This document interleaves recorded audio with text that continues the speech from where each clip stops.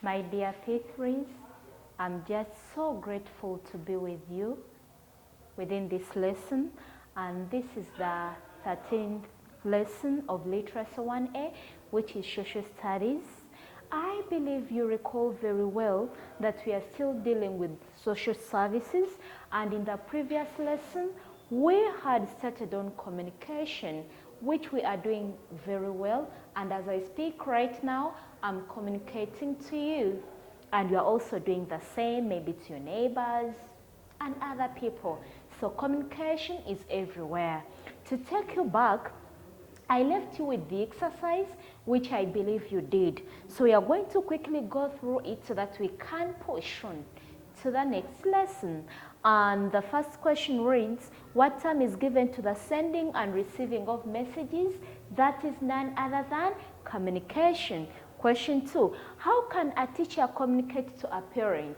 In case I want to communicate to your parents, what can I do? I think the quickest mean will be a phone. So I'll use a phone.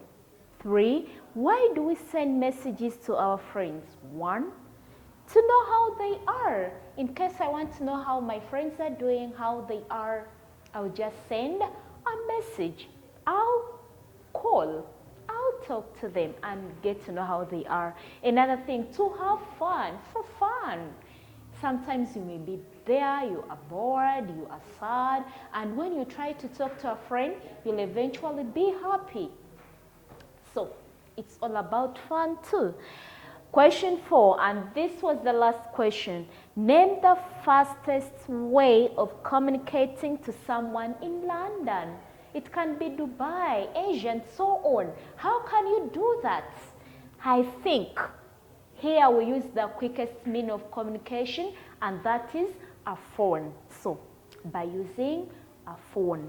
So having gone through the previous activity I left you with, let's proceed to the 13th lesson, still under communication service. Here, what are we going to do? 1, we expect the following. You should be able to mention the types of communication. 2, you should be able to discuss the means of communication, the ways, the things we can use in order to communicate. And lastly, we shall be able to discuss or to find out the advantages and disadvantages of the means of communication. Let's see. Here we are. We are going to begin by looking at the types of communication. Are you ready for this? Are you eagerly waiting to find out the types of communication? Just ready to teach you. Here we are. We have 2 types of communication. The first one is verbal communication. Can you say verbal? Verbal communication. This is when messages are passed with a word or production. So in other words, a word production. So in other words, this one involves talking. A voice will be heard. You'll see someone speaking, even though you've not heard, but you'll hear a voice from someone or somewhere. Okay, so when it comes to this type of communication, means used can be messengers. It can be a person. You send me to someone. So you'll be sending a message through a messenger. That person whom you'll have sent to the other will be the messenger, the one carrying on a message or passing over a message. We can use phones, computers, radios, and many other means that involve a voice or talking. And the second type of communication is non-verbal communication. So this is the opposite of the other. If the first one involves talking or a voice will be heard, for the case of this, messages are sent without a word. or without sending a word. So means used can be gestures, they can be magazines, they can be newspapers, smoke, no word. You'll not hear anyone speaking, but you'll read, you'll understand, you'll see and pick a message out of that. So I think you can now tell the two types of communication. That is verbal communication and non-verbal communication. Hope you are still attentive, ready to receive more from Miss Ruth. Here we are. We are going to look at the means of communication. In case you want to communicate to a friend, to your parents, you've been missing him or her a lot, and you feel you want to get a message from him or her, what can you use? Will you just sit there and look on without saying anything? You'll have to find means or ways how you can communicate to them. Oh, here we are. So the ways of communicating can be categorized in two ways. We have what we call the traditional means of communication. I can still call them local. These ones I can access them anytime and can be done or accessed by everyone. So when it comes to the traditional means of communication, these are locally made things that people use for passing on information. They are local, they are within our means. We can access them anytime or we can make them. So examples, we have the drums, the bells, the horns, the smoke, the whistles, the gestures, even the clapping itself can act as a means of communication. You can add on the list. Which other things can you use to communicate and can be made by you? They are local. So let's look at the pictures. I think they are familiar. Check. We have a horn. Somebody's blowing a horn. We have smoke. You can see fire. Definitely where there is fire, there will always be smoke. We have the drums. Can be made by people. We have the bell. We use that at school as a means of communication. So these are some of the pictures for the local or traditional means of communication. Let's proceed. We have another category of these means of communication, and these ones are modern. Modern means of communication. They are advanced. So these ones involve some money, you have to buy, you have to put in some money so that you can use these means of communication. So these are advanced things that people use to pass on information. Examples of these modern means, we have the radios.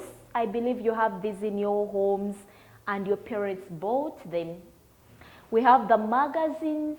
Many of you enjoy reading magazines. We have the television. I know you love that so much.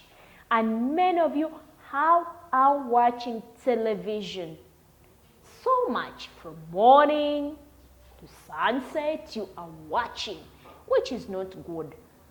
But also, it's good to watch as long as you have a timetable that from this time to this time, I'm attending lessons. From this time to this time, there is a program on the television.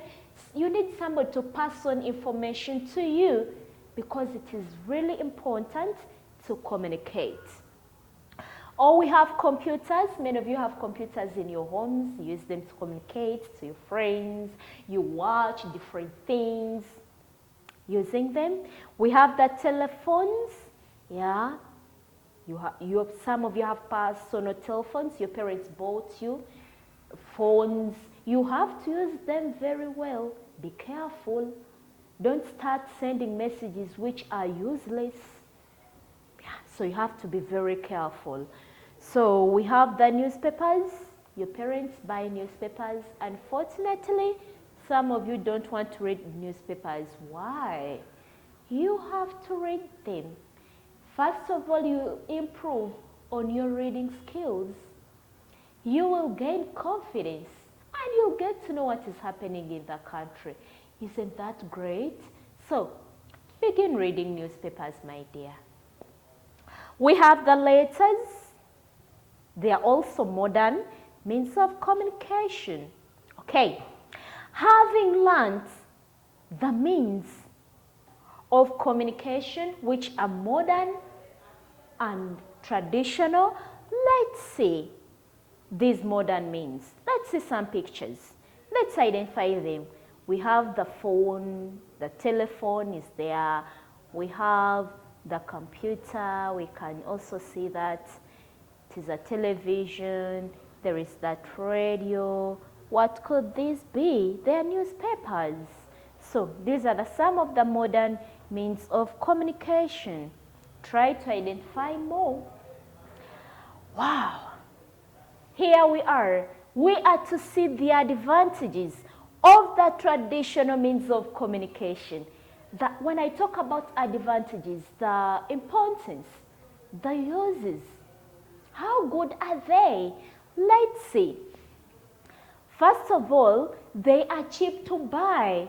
Now, like the drums, the horns, the whistles, and even if it is to access them, it is very easy. Like the clapping, I can do it myself without buying. So they are cheap, even if it comes to terms of buying. Secondly, they can as well be used by people who cannot read and write. They are our friends who cannot read. They cannot write, but they can use the traditional or the local means of communication.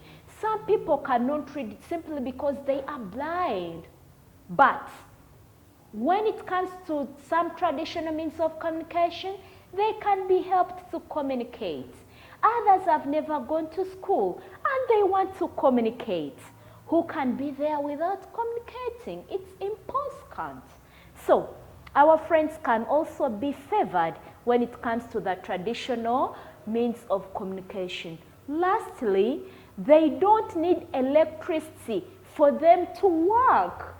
So, you can get them anytime. Even our friends, our grands, our relatives in villages, they can access them. So, these ones can be used by all people. In villages, in towns, the deaf, the dumb, the blind can select a means to use. I think this one favors all. So, let's look at the advantages of the modern means of communication. Wow, let's see. 1, the message reaches very fast. So when it comes to the modern means of communication, if you want to send a message to someone, it can be done within no minutes without wasting time. I want to communicate to my parents in the village, I just pick a phone. I call. The message will reach just in seconds. Even if somebody is in another country, I can do it very fast. Wow, this is really nice.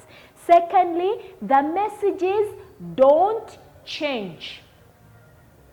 The way how the message is delivered or is sent out, it will be that.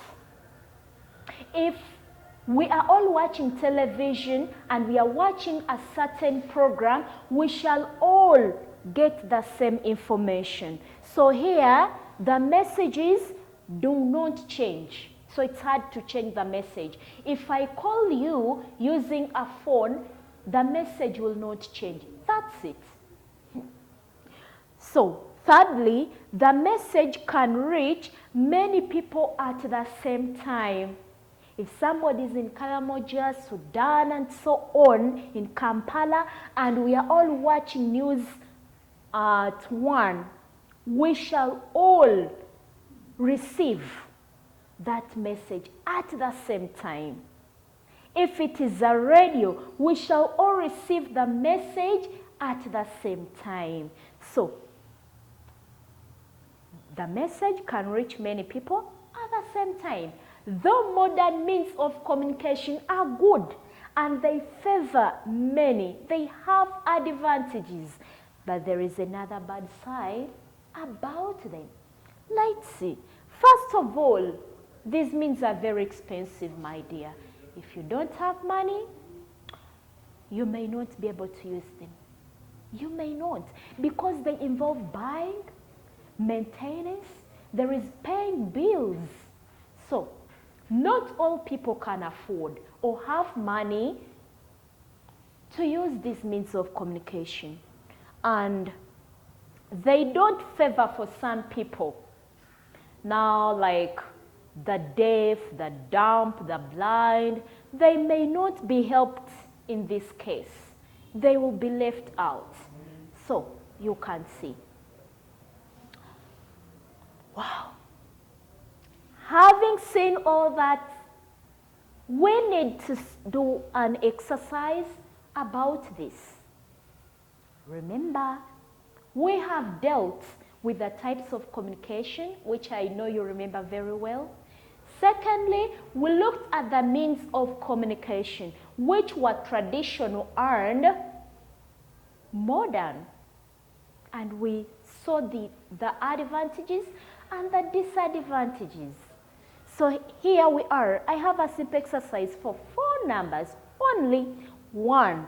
Name the fastest mean of communication. Hope you know it. 2, why do few people in villages use phones? We need to know. Which mean of communication is used by the dumb?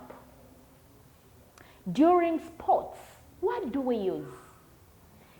And lastly, draw and name any 4 means of communication, regardless of modern or traditional, any means of communication.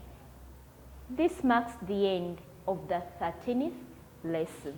Hope to see you in the 14th lesson, but make sure that you do that exercise so that it can help you recall and it tests your memory to see whether you really understood. Thanks for being good children. Hope to see you in the next lesson. Stay safe.